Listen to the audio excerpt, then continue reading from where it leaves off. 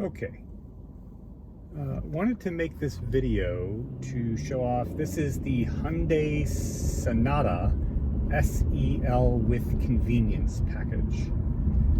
And when I bought this car, I did not see many videos, or any videos actually, of the car driving with the various driver assists in town.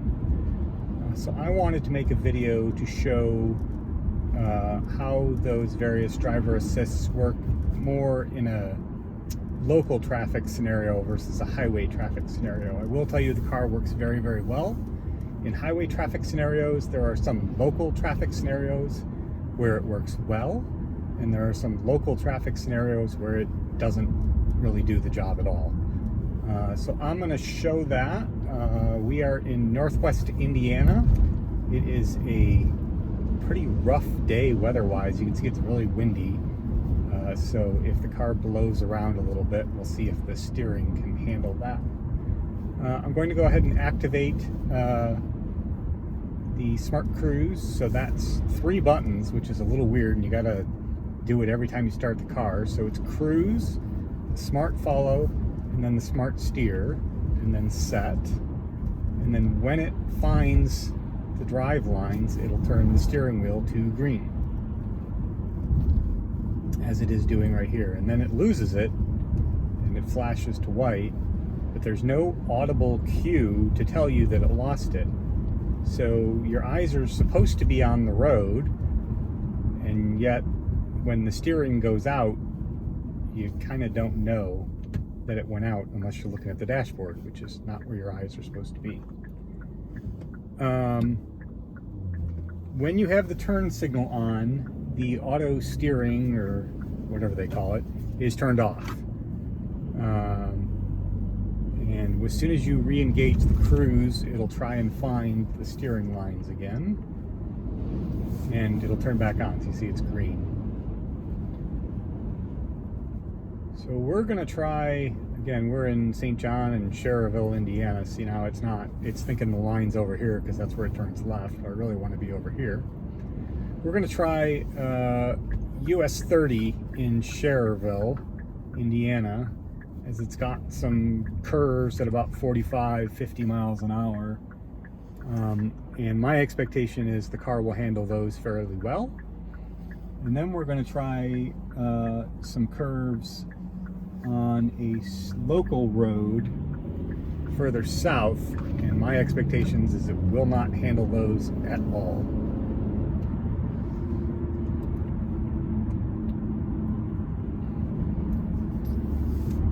So it found the lanes here, it's green, it's going white, and it's not telling me. Found the lanes again. So any road that is very well striped, it lost it again. Any road that is very well striped should do fine. And you'll see this later, where the lane markers are significantly faded or worn, that's where it'll disengage. So we will keep going here.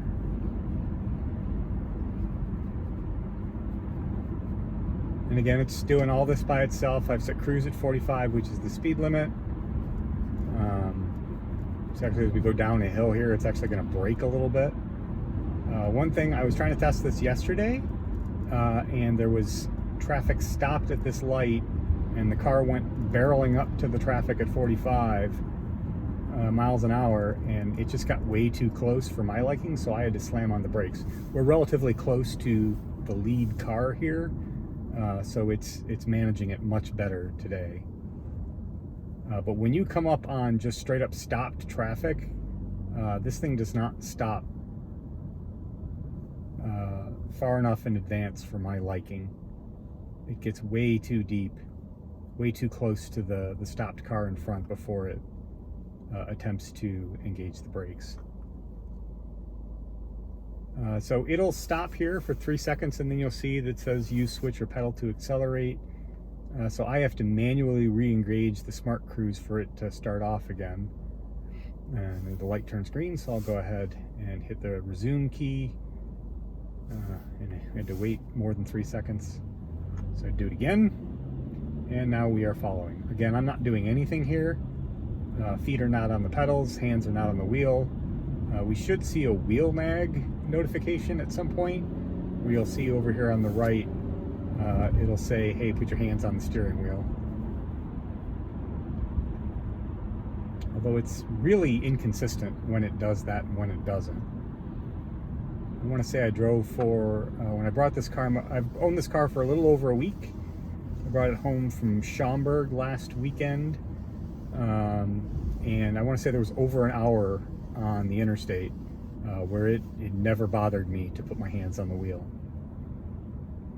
So it's a little inconsistent as to when it will ask you to grab the steering wheel. And when it asks you to grab the steering wheel, you just have to kind of jiggle it back and forth, and that notification goes away.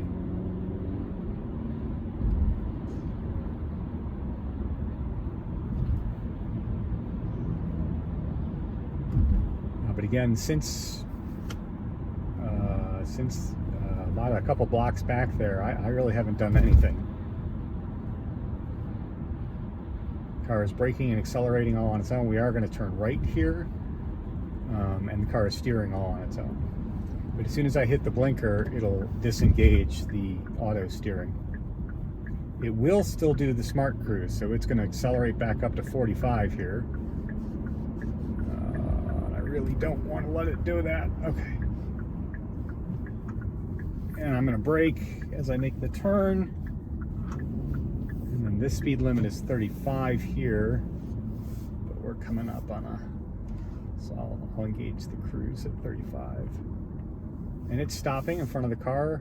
The steering wheel is green, so it is auto steering.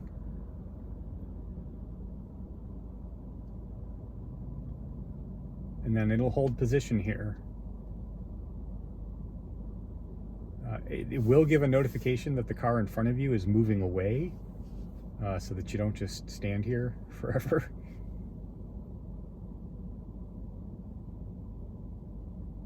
I usually manage to get the cruise engaged before that message pops up. Okay, so car in front is pulling away, so we'll go ahead and off we go. It is steering. You see it's a little too close to the left hash there, for left lane marker for my liking.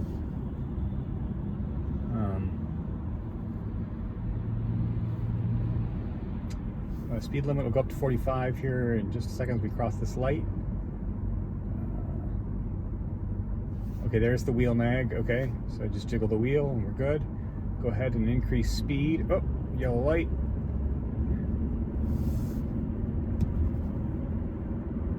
And it handles this curve just fine. So this is an example of where I feel like the car does actually a really good job. Kind of a slow, simple bend like this on a high-speed road that's well marked, not a problem. The local road I'm going to show you a little bit later. See, again, it's not real confident in its steering. You kind of see it swept to the left there. It doesn't hold the center of the lane very confidently, but it is functional. I just don't think it doesn't give you a lot of confidence as a driver.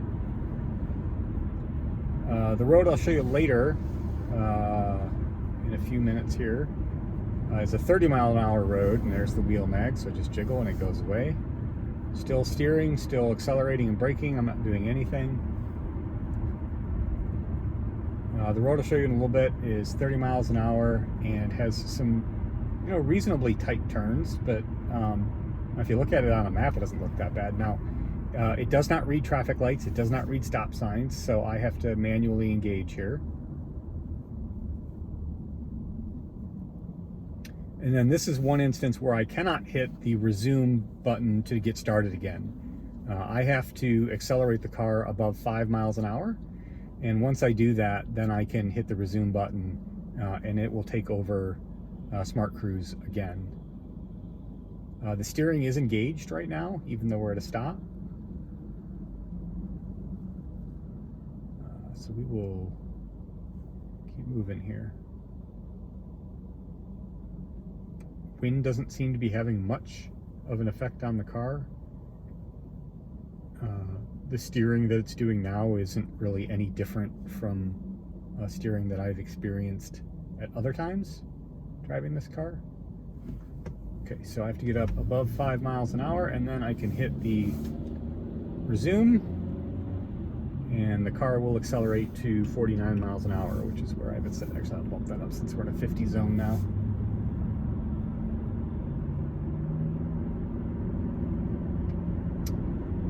But it's taken this little bend here, no problem, as it accelerates.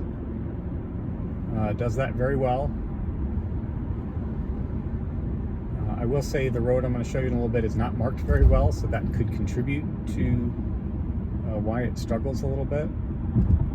I've been trying to find a road that is 30 miles an hour that is well marked, that has some curves, and I haven't quite been able to figure that out yet, so maybe watch for that in the future.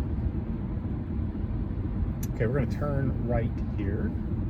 So as soon as I hit the turn signal, the smart steering or steering assist turns off.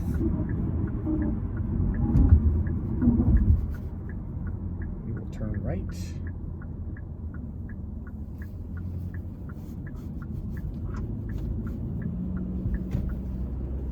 And speed limit in here is 30, so we'll set speed limit and hope that the steering will pick up at some point. It is not yet.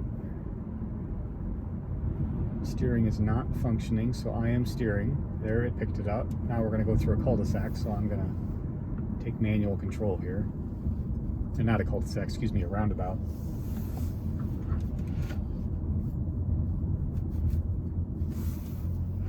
Okay, and we're 35 through here. Let's try 35. There we go. We are steering and accelerating. I'm not doing anything. If you buy the limited version of this car, at least on the highways, it'll auto set the cruising speed at the speed limit. That was a price I wasn't quite willing to pay. Also, if you're interested in going kind of beyond this functionality, there is a aftermarket product available called Comma 2 with the software is called Open Pilot. It's run out of San Diego by the name of a guy called George Hotz. I've researched it a lot. At the moment, it doesn't do a whole lot more than this car does, other than it does all of it better. It's $1,000 for sort of the dash cam unit, and then it's another $200 for the brace. Now you see I had 2 wheel mags there within about 15 seconds, but you know, you saw all earlier during the drive we didn't have hardly any wheel mags at all. So that, I don't understand where it seems to be steering based, but the wheel mag thing is a little hard to understand when it does it and when it doesn't.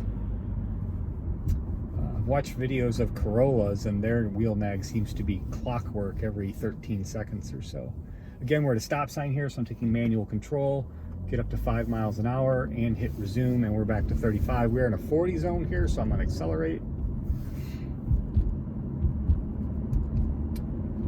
And we'll just head down to the southern end of this street, we'll take a left, and I will show you where this car, boy, see, too far to the left there, and that was all auto steer. I didn't do anything there, but just way too close to the line with oncoming traffic. Didn't really care for that.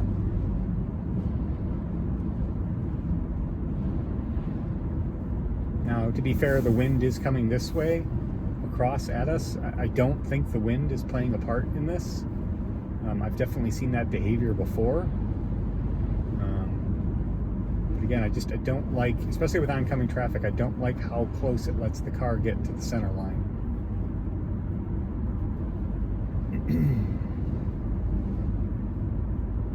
All right, here comes our stop sign. We will turn left.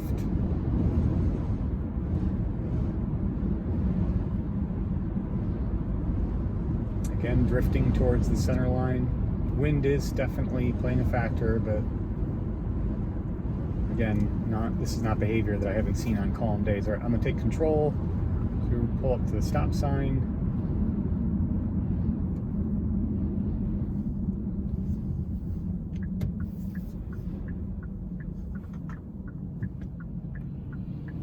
And accelerate. Speed limit is 30. Okay, we've got maybe quarter mile, half a mile before we get to those turns. The car is steering at the moment, and it just lost it. See, this is where I'm talking about with faded lines, that the car really struggles. It was steering for just a moment. This is 93rd Street in St. John. 93rd Avenue?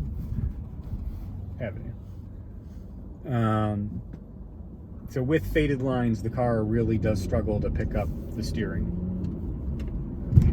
Smart cruise at 30. I'm not sure what it's seeing because you can see the lines are really faded, but it is steering.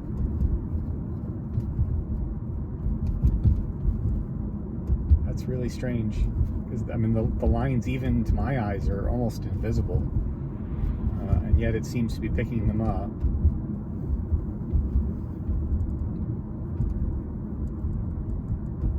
Just get over this hill. I think we have 2 more stop signs and then we got some curves. Actually, there's a curve right up here.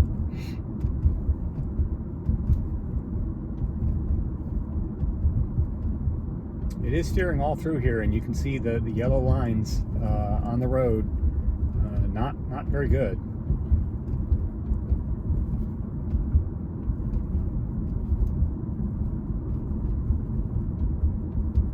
But somehow it's managing to read that and is keeping center of the lane reasonably okay. Here comes big curve. I tried this twice yesterday. It lost the curve both times. So let's see. Nope, lost it. It got about halfway in there before it lost it, but it did lose it. Again, I have seen videos where OpenPilot, comma 2 will handle that without issue. So I am looking into that. I don't really like putting aftermarket stuff in my car, but okay, here's another curve. Try again. Nope. Lost it. Another curve. It can't even read the road, so we're going to take that one manually.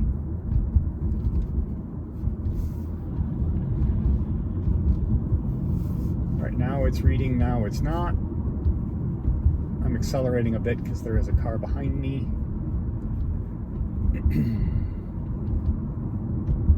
Okay, now it has the lane. Pretty good curve coming up here, so we've got a slight left and then a pretty sharp right. Curious to see how it does. All right, so slight left, no problem. Hard right. Nope, lost it. Didn't even get into the curve. All right, it had control there for a second and then dropped it. And then it took it, so it almost took that last curve by itself. I kind of had it started, but it held the torque, seemingly without issue. All right, the rest of this is a long straightaway.